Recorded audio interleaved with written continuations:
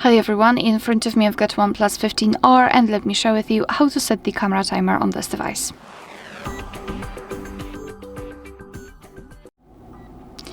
So let's start with opening the camera app, and currently we are in the standard photo mode, so let's go to the, first of all actually let me turn off the flashback.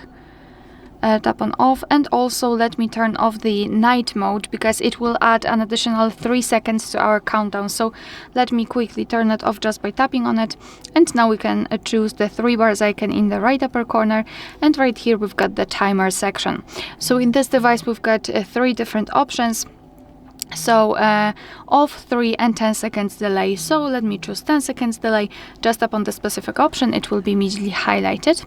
Moreover, here we've got it noted in the shutter button, so we can always quickly check whether we've got the timer set or not. And now all we have to do is to tap on the shutter button, and from now on our device will count down from 10 or 3, depending on which option you've chosen, and after that time it will take a photo. I'm not sure why we've still got the flashlight, but that's okay.